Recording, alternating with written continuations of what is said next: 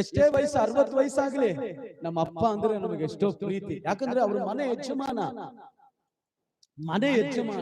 ಅವ್ರು ಇರೋವರೆಗೂ, ಅವ್ರು ಕುಂಟರೋ ಕುಡುಕರೋ ಬಲಹೀನರೋ ಕೊರತೆ ಉಳ್ಳವರೋ ಯಾರೇ ಅವರು ಮನೇಲಿ ಇರೋವರೆಗೂ ಮನೆ ಚೆನ್ನಾಗಿ ಹೋಗ್ತಾ ಇರ್ತಾರೆ. ಆ ತಲೆ ಕೆಳಗಡೆ ಬಿದ್ದಾಗ ಅವರ ಜೀವ ಬಿತ್ತು ಅಂತ ಹೇಳಿದಾಗ ನಮ್ಮ ಲೈಫ್ ತುಂಬಾ ಕಷ್ಟಪಡುತ್ತೆ.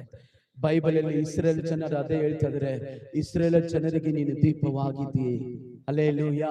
ನಿನ್ನ ಮನೆಗೆ ಸಹೋದರ, ನಿನ್ನ ಮನೆಗೆ ನೀನೇ ದೀಪ. ಸಹೋದರಿ, ನಿನ್ನ ಮನೆಗೆ ನೀನೇ ದೀಪ.